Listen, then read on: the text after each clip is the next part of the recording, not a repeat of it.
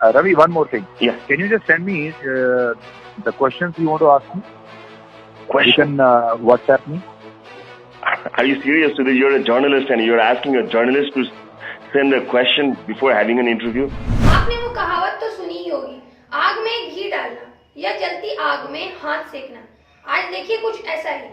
नमस्कार, मैं बुशरा और आप देख रहे हैं दी कंटार।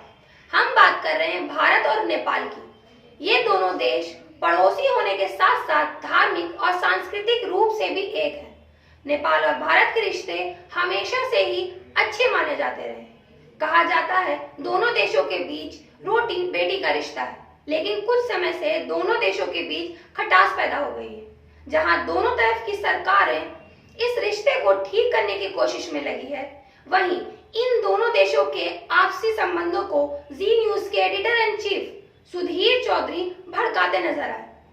वही सुधीर चौधरी जो हमेशा अपने शो डीएनए में कही गई बातों को लेकर और अपने हवाई कंटेंट को लेकर सुर्खियों में बने रहे।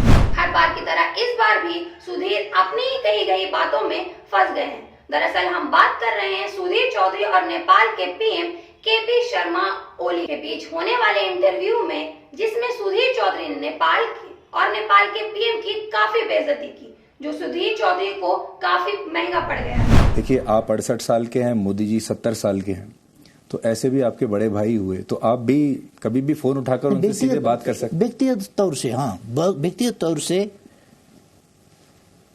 वो हमसे बड़े हैं उम्र के हिसाब से। जब हम दो प्राइम मिनिस्टर बैठेंगे तो दो प्राइम मिनिस्टर बैठेंगे, बड़ा प्राइम मिनिस्टर छोटा प्राइम मिनिस्टर नहीं।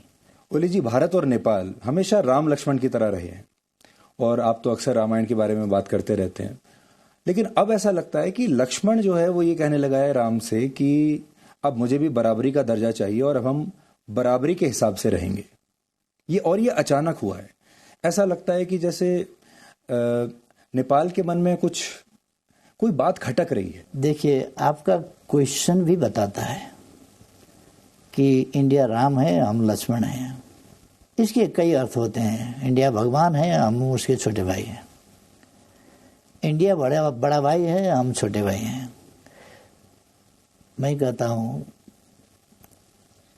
भूगोल में, जनसंख्या में छोटे और बड़े हो सकते हैं। नेपाल को तो चीन के खिलाफ कोई स्टेटमेंट देना चाहिए था, जैसा कि देखिए भारत को बहुत समर्थन मिला बाकी देशों से, अमेरिका से मिला, फ्रांस से मिला, बाकी लोगों से भी, जो लोगों ने कहा कि इस तरह का वायलेशन एलएसी का नहीं होना चाहिए।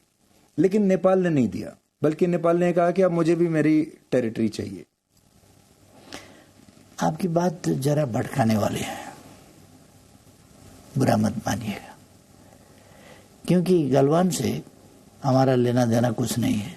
दूसरे देशों का पॉलिटिक्स, किसी का साइड लेने का पॉलिटिक्स, हमारा पॉलिटिक्स नहीं है। नेपाल कई बार ऐसा लगता है कि भारत और चीन के बीच में फंस गया है। एक तरफ चीन है, एक तरफ भारत है, और दोनों को खुश रखना है, दोनों को प्रसन्न रखना है, और ये दोनों देश आपस में बात नहीं कर रहे हैं इस समय। दोनों हमारे पड़ोसी हैं और पड़ोसी को बदला नहीं जा सकता। तो आप कह रहे हैं कि अब आप भारत को बॉस मानने से इनकार करते हैं, उसी पर बहस है।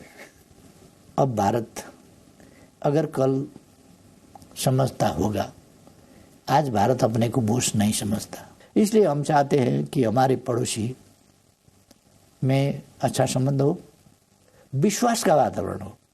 हम आप मित्र हैं, मगर संदेह है आपके ऊपर। साथ में सोए हैं, नींद नहीं आएगी, क्योंकि नींद आ जाएगी, मैं सो जाऊं तो मित्र क्या करेगा। मित्र के नाम में बड़ा खतरनाक आदमी मेरे पास में सोने का बहाना कर रहा है, खतरा है, तो नींद नहीं आएगी। आपको किसके साथ अच्छी नींद आ रही है आजकल?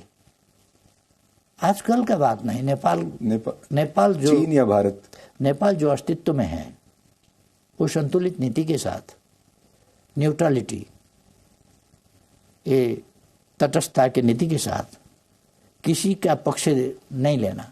हम किसी भी पड़ोसी के खिलाफ हमारा जमीन, हमारा आकाश इस्तेमाल करने नहीं देंगे, किसी को भी।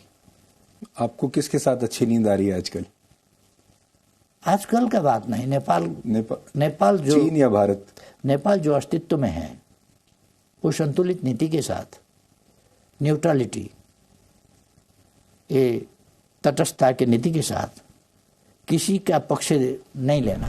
भला कोई देश अपने प्रधानमंत्री की बेइज्जती सहन कैसे करता?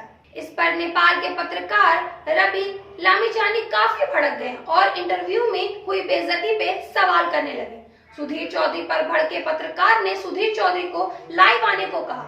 अब सुधीर चौधरी सवालों के जवाब देने से साफ मुकर गए। भला सुधीर चौधरी लाइव अपनी ही बेइज्जती कैसे कराते? सुधीर चौधरी ने झट से अपना डीएनए वाला दिमाग इस्तेमाल किया और नेपाल के पत्रकार से लाइव में पूछे जाने वाले सवालों को पहले ही व्हाट्सएप करने को कह डाला।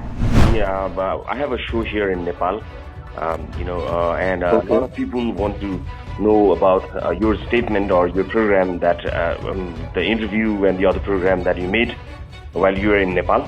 Okay. So, is that okay if I ask you some question and record it? And then... So you want to do video or you want to do audio? Video is better if you want to do a video. I have a show that is live.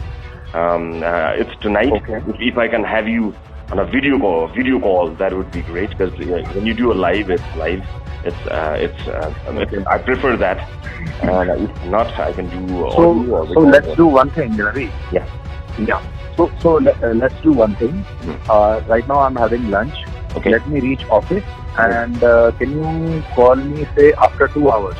Yeah, I can do that. And then we'll do it. That's fine. Huh? After 2 hours? Done. So after 2 hours. Yeah. Okay. All right, fine. Okay. All right. All right. Bye. Okay, this is my number. Okay.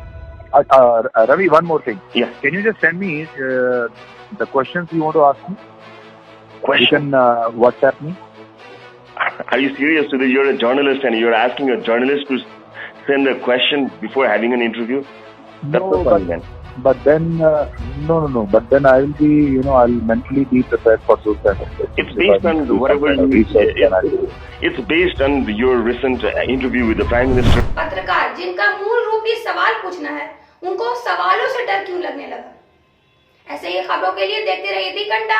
हमारे दी घंटा channel को Facebook और YouTube पे like, share, subscribe करें और bell icon दबाना बिल्कुल ना भूलें।